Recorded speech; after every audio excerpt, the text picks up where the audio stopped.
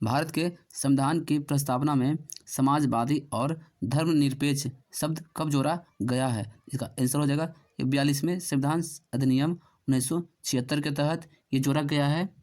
ठीक है, प्रस्तावना में समाजवादी और धर्मनिरपेक्ष। ठीक है, भारत की संविधान की प्रस्तावना में ये जोड़ा गया है समाजवादी और धर्मनिरपेक्ष 42वें संविधान अधिनियम 1976 के तहत।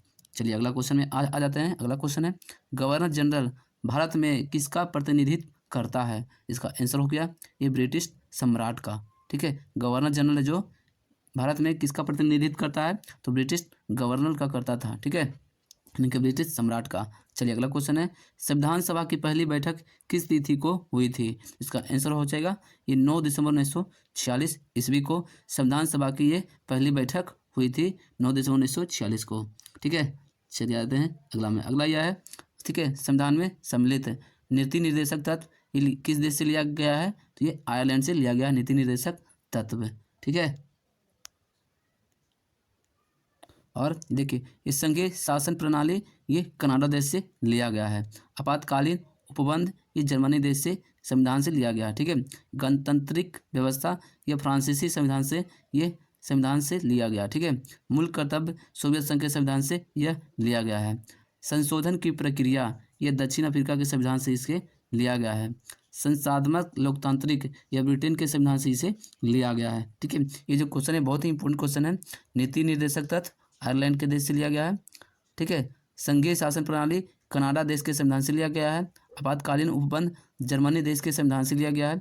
गणतांत्रिक व्यवस्था ये फ्रांसीसी देश के संविधान से लिया गया है। मूल कर्तव्य सोवियत संघ के संविधान से लिया गया है। संशोधन की प्रक्रिया दक्षिण अफ्रीका से लिया गया है। संसाधनात्मक लोकतंत्र ये ब्रिटेन देश के संविधान से लिया गया है। ठीक है, चलिए चलते हैं।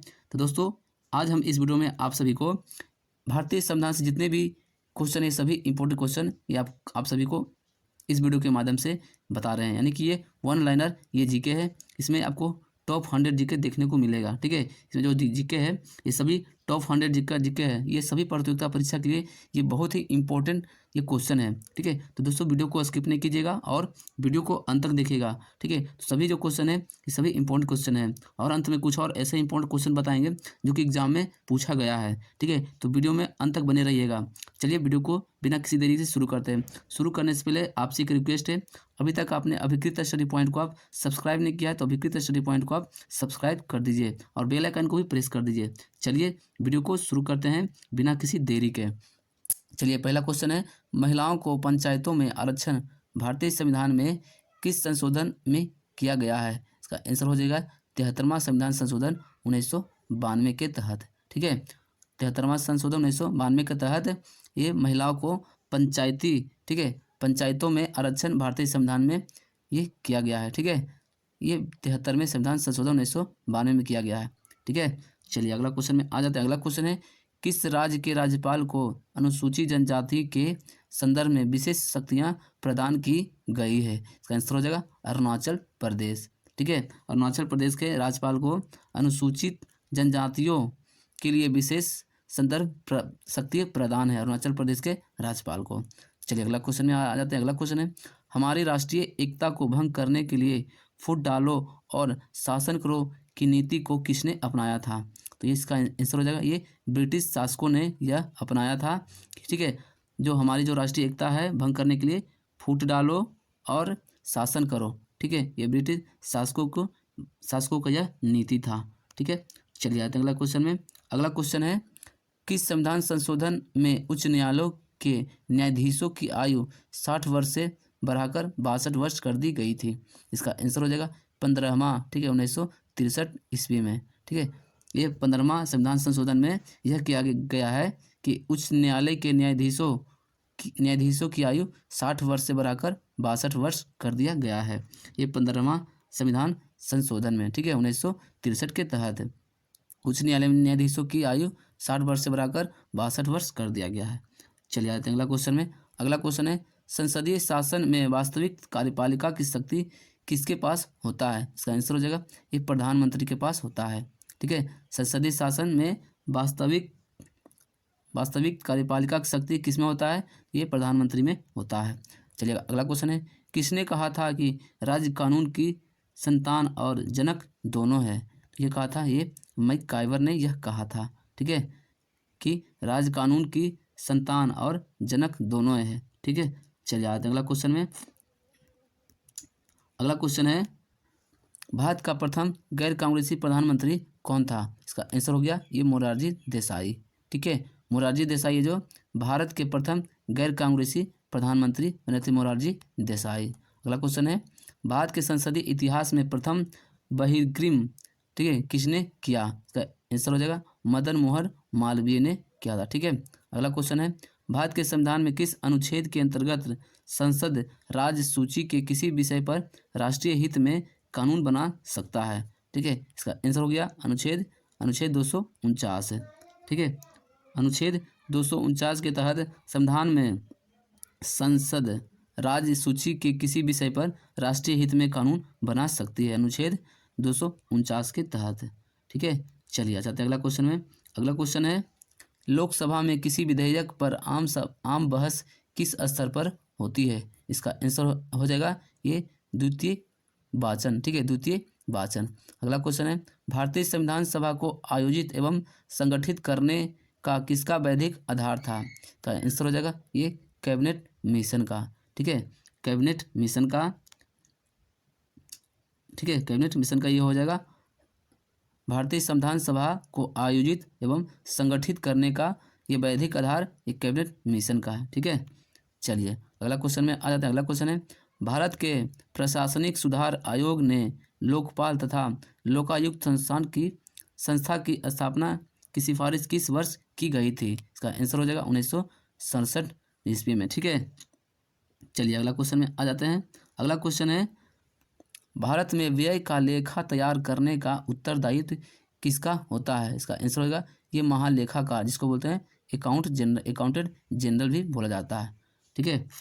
ये भारत में व्यय का लेखा तैयार करने का उत्तरदायित्व किसके पास होता है? ये महालेखाकार के पास होता है। चलिए अगला क्वेश्चन है, भारत के संविधान में 9वीं, 10वीं, 11वीं और 12वीं अनुसूचियाँ किस प्रकार जोड़ी गई है? ठीक है, इसका आंसर हो जाएगा ये संविधान संशोधन अधिनियम के द्वारा यह जोड़ी गई है। चलिए अगला क्वेश्चन है, भारत के उपराष्ट्रपति को पदच्युत करने का संकल्प कहाँ प्रस्तावित किया जा सकता है? इसका आंसर हो जाएगा केवल राज्यसभा में, ठीक है। उपराष्ट्रपति को पदच्युत करने का संकल्प कहाँ प्रस्तावित किया जाता है? तो ये सिर्फ केवल राज्यसभा में किया जा सकता है, पदच्युत मतलब कि हटाने का, ठीक है। चलिए आते हैं अगला क्वेश्चन में। अगला क्वेश्चन है, किस संविधान संशोधन अधिनियम द्वारा संविधान में 9वीं अनुसूची परिवर्तित हुई है?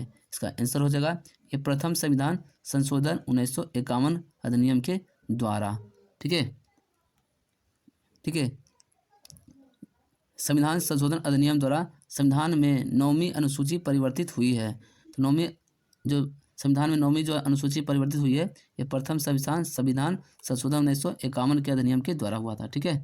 चलिए अगला क्वेश्चन है, भारतीय संविधान के किस अनुसूची में राज्यों के नाम तथा उनके राज्य क्षेत्र का ब्यौरा दिया गया है? इसका आंसर हो जाएगा ये प्रथम अनुसूची में, ठीक है, प्रथम अनुसूची में, ठीक है, राज्यों के नाम तथा उनके राज्यों के क्षेत्र का ब्यौरा दिया गया है। चलिए अगला क्वेश्चन में आ जाते हैं, राजनीतिक के निर्देशक सिद्धांतों को कौन सा अनुच्छेद अंतर्राष्ट्रीय शांति और सुरक्षा के संवर्धन से संबंधित है? तो इसका आंसर अनुच्छेद 51, ठीक है। अनुच्छेद 51 में ये राजनीतिक के निर्देशक सिद्धांत को, ठीक है, अंतर्राष्ट्रीय शांति और सुरक्षा के संदर्भ में ये संबंधित है, अनुच्छेद 51। चलिए अगला क्वेश्चन में आ जाते हैं। अगला क्वेश्चन है, केंद्र और राज्यों के बीच होने वाली विवादों का निर्णय करने की भारत की उच्चतम न्यायालय की शक्ति किसके अंतर्गत आती है? इसका आंसर हो जाएगा इसकी मूल अधिकारिता के अंतर्गत है। अगला क्वेश्चन है, यदि किसी मंत्री के विरुद्ध अविश्वास प्रस्ताव पारित हो जाए तो मंत्रिपरिषद को त्यागपत्र देना पड़ता है, ठीक है। जब किसी मंत्री के विरुद्ध में अविश्वास प्रस्ताव हो जाता है तो उस मंत्री को मंत्रिपरिषद से त्याग देना पड़ता है, ठीक है। चलिए अगला क्वेश्चन है, सर्वोच्च न्यायालय के न्यायाधीशों की नियुक्ति के पूर्व मुख्य न्यायाधीश से विचार करना राष्ट्रपति के लिए क्या है? तो यह बाध्यकारी है, ठीक है, यह नहीं कर सकते हैं कोई भी विचार। ठीक है, चलिए अगला क्वेश्चन में आ जाते हैं। अगला क्वेश्चन है अवित्तीय विधेयकों को राज्यसभा कितने समय तक रोक सकता है? इसका आंसर होगा 6 माह तक उसे रोका जा सकता है। ठीक है, चलिए अगला क्वेश्चन है मुख्य निर्वाचन आयुक्त का कार्यकाल कितना वर्ष का होता है? इसका आंसर हो जाएगा ये 6 वर्ष या 65 वर्ष की आयु तक। ठीक है, ये जो मुख्य निर्वाचन आयुक्त होते हैं उनका कार्यकाल होता है 6 वर्ष का या 65 वर्ष की आयु तक। ठीक है, चलिए आ जाते हैं अगला क्वेश्चन में। अगला क्वेश्चन है संसद में विपक्ष नेता के आधिकारिक रूप से कैबिनेट मंत्री के रूप में कब से मान्यता प्रदान की गई है? इसका आंसर हो जाएगा 1977 ईस्वी में से। ठीक है, 1977 से ये कैबिनेट मंत्री में एक विपक्ष नेता के रूप में इसे प्रदान किया गया है कि एक मान्यता दिया गया है कि कैबिनेट में एक विपक्ष की नेता हो 1977 ईस्वी से। ठीक है, चलिए आते हैं अगला क्वेश्चन में। अगला क्वेश्चन है भारत का नागरिक किसकी अनुमति प्राप्त किए बिना किसी विदेशी राष्ट्र से कोई भी उपाधि स्वीकार नहीं कर सकता है? इसका आंसर हो जाएगा राष्ट्रपति। ठीक है, राष्ट्रपति के स्वीकार के बिना कोई भी नागरिक है जो विदेशी राष्ट्र से कोई भी उपाधि स्वीकार नहीं कर सकता है। ठीक है, अगला क्वेश्चन है संसद का सर्वप्रथम संयुक्त अधिवेशन 6 व 9 मई को 1961 को बुलाया गया था। इसमें कौन सा विधेयक पारित हुआ था? इसका आंसर हो गया ये दहेज प्रतिबंधक विधेयक ये पारित हुआ था एक्ट 1959 के तहत। ठीक है, चलिए अगला क्वेश्चन में आ जाता है प्रारंभ में संविधान की 8वीं अनुसूची में कितनी भाषाएं थी? इसका आंसर हो गया ये 14 भाषा थी।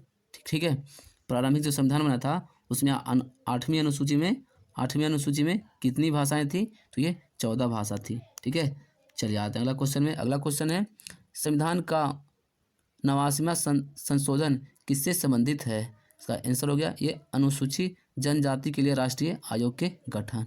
ठीक है, अगला क्वेश्चन है मानवाधिकार संरक्षण अधिनियम 1993 के अनुसार कौन सा राष्ट्रीय आयोग के अध्यक्ष हो सकता है?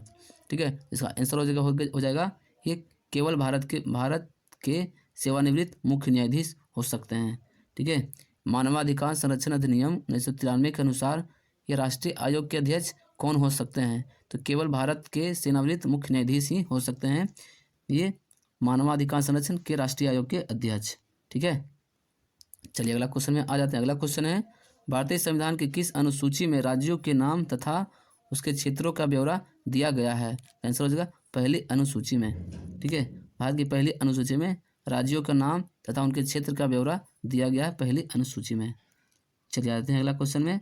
अगला क्वेश्चन है संविधान की सूचियों में शिक्षा किस सूची में निर्देशित है? इसका आंसर हो जाएगा ये समवर्ती सूची में। जो शिक्षा है संविधान में जो शिक्षा है ये समवर्ती सूची में है। ठीक है, अगला क्वेश्चन है बेगार पर निषेध तथा स्त्रियों के क्रय विक्रय पर रोक कौन सा मौलिक अधिकार लगाता है? इसका आंसर हो जाएगा शोषण के विरुद्ध का अधिकार। ठीक है, शोषण के विरुद्ध का अधिकार।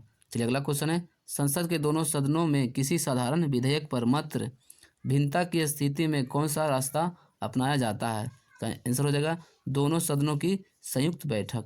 ठीक है, चलिए आ जाते हैं अगला क्वेश्चन में।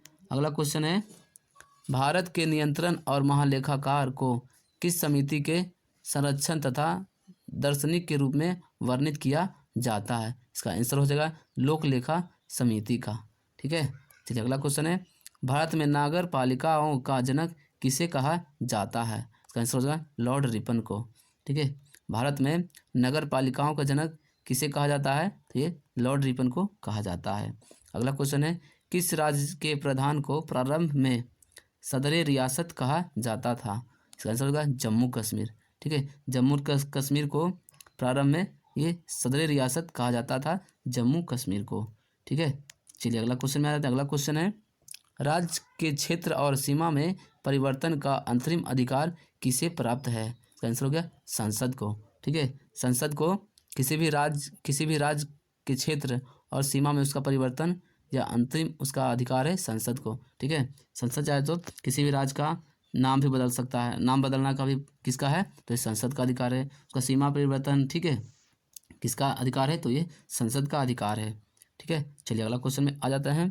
अगला क्वेश्चन है भारत का संविधान बनाने वाली संविधान सभा का गठन किसके अंतर्गत किया गया था? इसका आंसर होगा कैबिनेट मिशन योजना 1946 के अंतर्गत। ठीक है, संविधान, ठीक है, संविधान सभा का गठन किसके अंतर्गत किया गया था? ये कैबिनेट मिशन योजना 1946 के तहत किया गया था। ठीक है, चलिए अगला क्वेश्चन में आ जाते हैं। अगला क्वेश्चन है, जर्मनी के वाइमर संविधान से कौन सा प्रमुख लक्षण भारतीय संविधान में लिया गया है? आंसर हो जाएगा ये राष्ट्रीय आपातकाल के दौरान मौलिक अधिकारों के निलंबन संबंधित। ठीक है, यह है जो ये जर्मनी के संविधान से लिया गया है। चलिए आते हैं अगला क्वेश्चन में। अगला क्वेश्चन है, राष्ट्रीय आपातकाल की घोषणा स्वतः किस मौलिक अधिकार को निलंबित करती है? आंसर हो जाएगा स्वतंत्रता के अधिकार को निलंबित करती है। ठीक है, राष्ट्रीय आपातकाल के समय में। चलिए अगला क्वेश्चन है, राष्ट्रपति के मृत्यु के बाद उपराष्ट्रपति राष्ट्रपति का पद कब तक संभाल सकता है? इसका आंसर हो जाएगा अधिक से अधिक 6 माह तक। ठीक है, अगर राष्ट्रपति कार्यकाल के दौरान अगर राष्ट्रपति को मृत्यु हो जाती है तो उसका जो उपराष्ट्रपति है राष्ट्रपति के पद पर अधिक से अधिक 6 महीना तक रह सकता है। उसके बाद उसके अंदर ही राष्ट्रपति का चुनाव कराया जाता है। ठीक है, चलिए आते हैं अगला क्वेश्चन में। अगला क्वेश्चन है, राज्यपाल की दोहरी भूमिका से क्या तात्पर्य है? इसका आंसर हो जाएगा संवैधानिक शासक और केंद्र का एजेंट। ठीक है, जो है राज्यपाल। ठीक है, चलिए अगला क्वेश्चन में आ जाते हैं। अगला क्वेश्चन है, अंडमान निकोबार द्वीप समूह किस उच्च न्यायालय के अधिकार क्षेत्राधिकार में आता है? इसका आंसर हो जाएगा कलकत्ता उच्च न्यायालय के क्षेत्राधिकार में यह आता है। अंडमान निकोबार द्वीप समूह। ठीक है, अंडमान निकोबार द्वीप समूह जो होता है ये किस उच्च न्यायालय के क्षेत्राधिकार में आता है? तो कलकत्ता उच्च न्यायालय के क्षेत्राधिकार में आता है अंडमान निकोबार द्वीप समूह। चलिए अगला क्वेश्चन है, भारतीय संविधान की आकलन समिति का गठन होता है, ये केवल लोकसभा के सदस्यों से होता है। ठीक है, भारतीय संसद के आकलन समिति का गठन तो केवल लोकसभा के सदस्यों से होता है। ठीक है, चलिए अगला क्वेश्चन है, भारत में व्यय का लेखा तैयार करने का उत्तरदायित्व किसका होता है? इसका आंसर हो जाएगा महालेखाकार का, जिसको बोलते हैं अकाउंटेंट जनरल। चलिए आते हैं अगला क्वेश्चन में। अगला क्वेश्चन है, ठीक है, नई अखिल भारतीय सेवा की स्थापना का अधिकार किसे है? इसका आंसर हो जाएगा ये संसद के पास है। ठीक है, अगला क्वेश्चन है, भारत में संसद के दोनों सदनों की संयुक्त बैठक संविधान के किस अनुच्छेद में स्वीकृति है? इसका आंसर हो जाएगा अनुच्छेद 108 में। ठीक है, अनुच्छेद 108 में संसद के दोनों सदनों की संयुक्त बैठक है। ठीक है, अनुच्छेद 108 के तहत संसद के दोनों सदनों की संयुक्त बैठक हो सकती है। ठीक है, अनुच्छेद 108 के तहत। अगला क्वेश्चन है, संघ लोक सेवा आयोग की स्थापना भारत के संविधान के किस अनुच्छेद के अंतर्गत की गई है? आंसर हो जाएगा अनुच्छेद 315 के तहत ये संघ लोक सेवा आयोग की स्थापना की गई थी। ठीक है, इसको बोलते हैं यूपीएससी। ठीक है, अनुच्छेद 315 के तहत किया गया है यूपीएससी की स्थापना। चलिए अगला क्वेश्चन है, भारतीय संविधान का कौन सा अनुच्छेद अनुसूचित जाति व अनुसूचित जनजाति को परिभाषित करता है? इसका आंसर हो जाएगा ये अनुच्छेद 366। ठीक है, अनुच्छेद 366 के तहत ये अनुसूचित जाति व अनुसूचित जनजाति को परिभाषित करता है अनुच्छेद 366 के तहत। चलिए अगला क्वेश्चन है, लोक लेखा समिति में 22 सदस्य होते हैं। ठीक है, लोक लेखा समिति में 22 सदस्य होते हैं। इसका आंसर हो जाएगा 15 होता है लोकसभा के तथा 7 होता है राज्यसभा के। ठीक है, लोक लेखा समिति में 22 सदस्य होते हैं, जिसमें 15 लोकसभा के सदस्य होते हैं और 7 राज्यसभा के सदस्य होते हैं।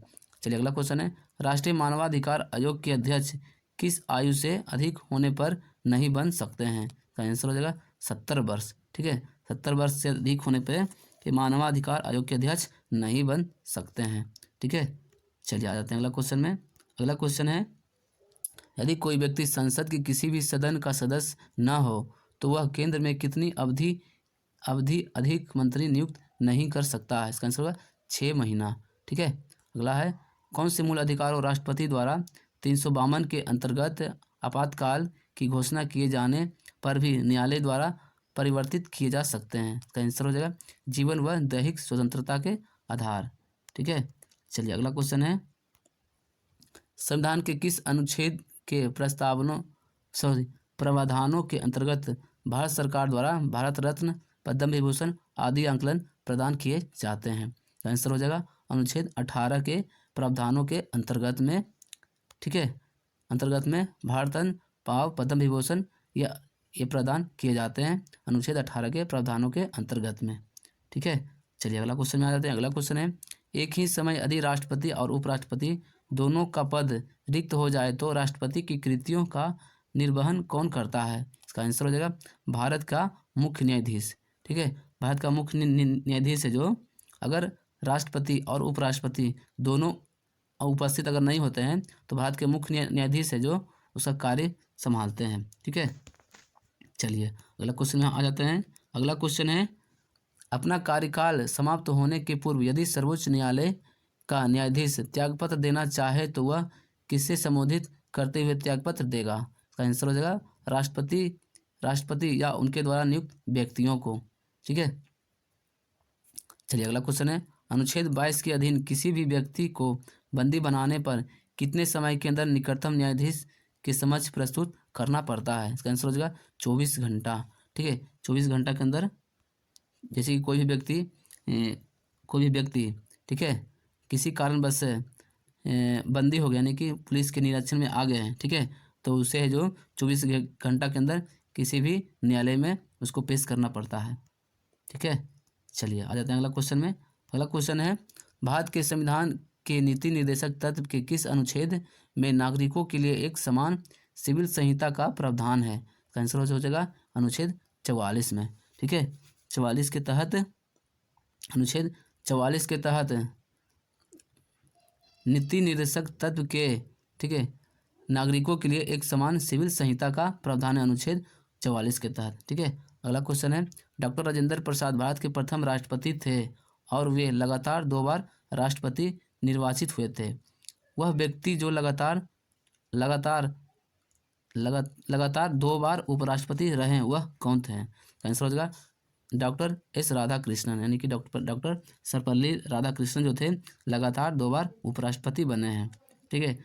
लगातार 2 बार प्रधानमंत्री तो ये बने थे डॉक्टर राजेंद्र प्रसाद, ठीक है। लगातार 2 बार राष्ट्रपति डॉक्टर राजेंद्र प्रसाद और उपराष्ट्रपति एस राधाकृष्णन, ठीक है। चलिए आते हैं अगला क्वेश्चन में। अगला क्वेश्चन है, प्रारंभ में संविधान की 8वीं अनुसूची में 14 भाषाओं को सम्मिलित किया गया था, तो वर्तमान स्थिति में 8वीं अनुसूची में कितनी भाषाएं हैं? तो यह इसका आंसर हो जाएगा 22 भाषाएं हैं, ठीक है। तो वर्तमान स्थिति में 8वीं अनुसूची में कितनी भाषाएं हैं? तो ये 22 भाषाएं। प्रारंभ संविधान में कितनी भाषाएं थी? तो ये 14 भाषा थी, ठीक है। अगला क्वेश्चन में आ जाते हैं, संविधान के किस अनुच्छेद में यह व्यवस्था की गई है कि प्रत्येक राज्य शिक्षा के प्राथमिक स्तर पर मातृभाषा में शिक्षा की पर्याप्त सुविधाओं की व्यवस्था करने का प्रयास करेगा? तो आंसर हो जाएगा अनुच्छेद 350 के क में, ठीक है। चलिए अगला क्वेश्चन में आ जाते हैं। अगला क्वेश्चन है, ठीक है, राज्य पुनर्गठन आयोग का गठन 1953 ईस्वी में किया गया है और अपनी रिपोर्ट 30 सितंबर 1955 को पेश की है। इस आयोग के अध्यक्ष किसे नियुक्त किया गया था? आंसर होगा फजल अली को, ठीक है। फजल अली को इसे नियुक्त किया गया था राज्य पुनर्गठन आयोग के अध्यक्ष के रूप में, ठीक है। राज्य पुनर्गठन आयोग के अध्यक्ष कौन थे? तो ये फजल अली थे, ठीक है। चलिए अगला क्वेश्चन में आ जाते हैं। अगला क्वेश्चन है, संविधान सभा भाग 3 के अनुच्छेद 12 से 35 तक मौलिक अधिकारों के बारे में विस्तृत वर्णन किया गया है। इस अधिकारों का निर्धारण संविधान सभा द्वारा गठित एक समिति द्वारा किया गया था, तो इसका अध्यक्ष कौन थे? ठीक है, इसका आंसर हो जाएगा ये सरदार वल्लभ भाई पटेल थे, ठीक है। ये अनुच्छेद अनुच्छेद जो 12 से 35 तक है ये क्या है? तो ये मौलिक अधिकार के बारे में है, ठीक है। इसमें विस्तृत वर्णन है मौलिक अधिकार के बारे में अनुच्छेद 12 से 35 तक में, ठीक है। जो ये जो निर्धारित किया गया था कि 12 से 35 तक में मौलिक अधिकार होगा, इसमें कोई एक गठित समिति किया गया था, ठीक है। उसका अध्यक्ष कौन थे? तो ये सरदार वल्लभ भाई पटेल थे, ठीक है। चलिए आते हैं अगला क्वेश्चन में। अगला क्वेश्चन है, संविधान के अधिकार भाग 26 जनवरी 1950 को लागू हुए, परंतु नागरिकता चुनाव, अस्थायी संसद तथा कुछ अन्य अस्थायी प्रावधान तुरंत कब से लागू हो गई थी? इसका आंसर होगा 26 नवंबर 1949 से यह लागू हो गया था। ठीक है, चलिए अगला क्वेश्चन है, महान्यवादी सरकार का मुख्य विधि अधिकार होता है। उसे भारत के सभी न्यायालयों में सुनवाई का अधिकार होता है। साथ ही उसे संसद के दोनों सदनों में बोलने का तथा उसकी कार्यवाही में भाग लेने का अधिकार होता है, पर वह वोट नहीं दे सकता है।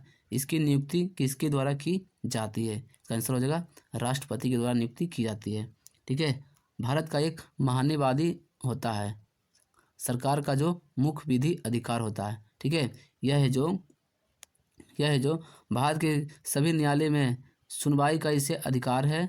ठीक है, साथ ही उसे संसद के दोनों सदनों में बोलने का भी इसे अधिकार है तथा उनकी कार्यवाही में भाग लेने का भी अधिकार है, पर वह किसी को वोट नहीं दे सकते हैं। ठीक है, वह है भारत के महान्यवादी। ठीक है, इसको विधि अधिकारी भी कहा जाता है। इसे राष्ट्रपति द्वारा नियुक्ति किया जाता है। ठीक है, तो भारत के महान्यवादी होता है, इसे नियुक्ति कौन करता है? तो ये भारत के राष्ट्रपति करता है। ठीक है, चलिए अगला क्वेश्चन में आ जाते हैं। अगला क्वेश्चन है, संविधान के किस संशोधन द्वारा लोकसभा की सीटें ये 525 से बढ़ाकर 545 कर दी गई तथा संघीय क्षेत्रों के प्रतिनिधियों की संख्या 25 से घटाकर 20 कर दी गई है? इसका आंसर हो जाएगा, ये अनुच्छेद हो गया 21वें संविधान संशोधन 1973 के तहत यह किया गया है। ठीक है, संविधान संशोधन 21वें के तहत 21वें संविधान संशोधन के तहत लोकसभा की सीटें 552 से बढ़ाकर 525 से बढ़ाकर 545 कर दिया गया था। ठीक है, 525 से बढ़ाकर 545 कर दिया गया था संविधान संशोधन 21 के तहत। ठीक है, और संघीय क्षेत्र प्रतिनिधियों को 25 से घटाकर ये 20 कर दिया गया था संविधान संशोधन 21 के तहत। ठीक है, चलिए अगला क्वेश्चन है, संविधान को 22 भागों में बांटा गया है तथा प्रत्येक भाग में अनेक अनुच्छेद है। नागरिकों को 6 स्वतंत्रताओं, भाषण तथा अभिव्यक्ति, देश के सभी भागों में घूमने फिरने की स्वतंत्रता तथा कोई भी व्यवसाय अपनाने की स्वतंत्रता आदि उल्लेख कहाँ पर किया गया है? आंसर होगा यह तीसरे भाग के अनुच्छेद 19 में। ठीक है, तीसरे भाग के अनुच्छेद 19 में यह क्या कहा गया है कि भारत के नागरिक को 6 स्वतंत्रता प्राप्त है। ठीक है, हो गया भाषण, ठीक है, तथा अभिव्यक्ति और सभी भारत में कहीं भी घूमने फिरने की स्वतंत्रता है और कहीं भी व्यवसाय करने की स्वतंत्रता आदि उल्लेख है। यह भाग 3 में और अनुच्छेद 19 में। ठीक है, चलिए आते हैं अगला क्वेश्चन में। अगला क्वेश्चन है, प्रारंभ में संविधान में 7 प्रकार के मौलिक अधिकार का उल्लेख किया गया था, परंतु किस संविधान संशोधन द्वारा संपत्ति के अधिकार को मौलिक अधिकार की सूची से हटा दिया गया है? इसका आंसर होगा 44वें संविधान संशोधन में 1979 के तहत। ठीक है, 44वें संविधान संशोधन के द्वारा यह किया गया है। ठीक है, ठीक है, संपत्ति के आधार को मौलिक अधिकार से हटा दिया गया है। ठीक है, संपत्ति के आधार का अधिकार को मौलिक अधिकार की सूची से हटा दिया गया है। ये 44वें संविधान संशोधन के द्वारा, जो कि 1979 में हुआ था। ठीक है, चलिए आते हैं अगला क्वेश्चन में। अगला क्वेश्चन है, किस संविधान संशोधन को मिनी कॉन्स्टिट्यूशन कहा जाता है? इसका आंसर होगा 42वें संविधान संशोधन को। ठीक है, 42वें संविधान संशोधन को कहा जाता है मिनी कॉन्स्टिट्यूशन कहा जाता है 42वें संविधान संशोधन को। ठीक है, चलिए अगला क्वेश्चन में आते हैं। अगला जो पॉइंट है, ठीक है, संविधान में सम्मिलित नीति निर्देशकता लिया गया है आयरलैंड के देश से संविधान से लिया गया है। ठीक है, संघीय शासन प्रणाली ये कनाडा देश के संविधान से इसे लिया गया है। आपातकालीन उपबंध तो जर्मनी देश के संविधान से इसे लिया गया है। गणतांत्रिक व्यवस्था तो फ्रांसीसी देश के संविधान से लिया गया है। मूल कर्तव्य ये सोवियत संघ के देश के संविधान से लिया गया है। संशोधन की प्रक्रिया ये दक्षिण अफ्रीका के संविधान से लिया गया है। संसदात्मक लोकतांत्रिक ये ब्रिटेन के संविधान से इसे लिया गया है। ठीक है, चलिए चलते हैं अगला क्वेश्चन में। अगला क्वेश्चन है, बॉम्बे राज्य को विभाजित करके महाराष्ट्र एवं गुजरात नए राज्य कब बनाए गए हैं? इसका आंसर होगा 1960 ईस्वी में से बनाया गया है बॉम्बे को विभाजित करके महाराष्ट्र और गुजरात को। ठीक है, चलिए अगला क्वेश्चन है, संविधान में वर्णित मौलिक कर्तव्य किस देश के संविधान से प्रेरित है? इसका आंसर होगा पूर्व सोवियत संघ के संविधान से। ठीक है, अगला क्वेश्चन है किस समिति के सिफारिश के आधार पर संविधान में मौलिक कर्तव्य से संबंधित प्रावधानों की व्यवस्था की गई है? इसका आंसर होगा स्वर्ण शीर्ष समिति सिफारिश के आधार पर किया गया है। ठीक है, चलिए आते हैं अगला क्वेश्चन में। अगला क्वेश्चन है संसद का सदस्य न होते हुए भी कौन संसद की कार्यवाही में आधिकारिक भाग ले सकता है? तो ये भारत के महान्यवादी। ठीक है, भारत के महान्यवादी है जो कोई भी संसद में सदस्य नहीं होते हुए भी संसद के कार्यवाही में यह भाग ले सकता है। इसे राष्ट्रपति के द्वारा इसे नियुक्त किया जाता है, भारत के महान्यवादी को। ठीक है, अगला क्वेश्चन है केंद्र सरकार के मंत्री व्यवहारिक एवं संवैधानिक रूप से किसके उपस्थिति में अपना पद धारण करते हैं? इसका आंसर हो जाएगा प्रधानमंत्री व राष्ट्रपति की उपस्थिति के समय में उसे पद को ग्रहण करना पड़ता है। ठीक है, अगला क्वेश्चन है राष्ट्रपति में कार्यकारिणी शक्तियों निहित है परंतु वह उनका प्रयोग किसकी सलाह के अनुसार किया जाता है? आंसर हो गया ये मंत्रिपरिषद के सलाह के अनुसार। ठीक है, चलिए अगला क्वेश्चन में आ जाते हैं। अगला क्वेश्चन है राज्यसभा सदस्यों का कार्यकाल किसके द्वारा निश्चित किया जाता है? इसका आंसर हो जाएगा संविधान द्वारा अनुच्छेद 83 के तहत। ठीक है, इसी के द्वारा राज्यसभा सदस्यों का कार्यकाल दिया गया है। ठीक है, निश्चित किया जाता है अनुच्छेद 83 के तहत। अगला क्वेश्चन है सार्वजनिक निधि का अभिभावक किसे माना जाता है? तो ये नियंत्रक महालेखा परीक्षक को माना जाता है। ठीक है, ये सार्वजनिक निधि का अभिभावक, ये क्वेश्चन बहुत इंपॉर्टेंट क्वेश्चन है, ये नियंत्रण महालेखा परीक्षक को। ठीक है, अगला क्वेश्चन है राज्यसभा सदस्यों की संख्या कितनी है? तो ये 245 है राज्यसभा के सदस्यों की संख्या। चलिए अगला क्वेश्चन में आ जाते हैं। अगला क्वेश्चन है राज्य की आकस्मिक नीति का परिचालन कौन करता है? इसका आंसर होगा ये राज्यपाल के द्वारा राज्य का आकस्मिक निधि का परिचालन किया जाता है राज्यपाल के द्वारा। अगला क्वेश्चन है भारत की भारत के संप्रभुता किसमें निवास करती है? इसका आंसर हो जाएगा भारत की जनता में। ठीक है, भारत की जनता में भारत की संप्रभुता भी निवास करता है। चलिए अगला क्वेश्चन है संविधान के मूल प्रारूप में राज्यों के 4 प्रवर्ग थे क ख ग घ, ये प्रवर्ग कब समाप्त कर दिए गए हैं? इसका आंसर होगा ये 1956 में समाप्त कर दिया गया था। ठीक है, चलिए आज अगला क्वेश्चन में। अगला क्वेश्चन है भारत के संविधान के प्रस्तावना में समाजवादी और धर्मनिरपेक्ष शब्द कब जोड़े गए हैं? इसका आंसर होगा 42वें संविधान संशोधन अधिनियम 1976 में। ठीक है, अगला क्वेश्चन है गवर्नर जनरल भारत में किसका प्रतिनिधित्व करता था? आंसर हो जाएगा ब्रिटिश सम्राट का। ठीक है, अगला क्वेश्चन है संविधान सभा की पहली बैठक किस तिथि को हुई थी? इसका आंसर होगा 9 दिसंबर 1946 को हुई थी। ठीक है, संविधान सभा की पहली बैठक किस तिथि को हुई थी? तो 9 दिसंबर 1946 ईस्वी को संविधान सभा की पहली बैठक हुई थी।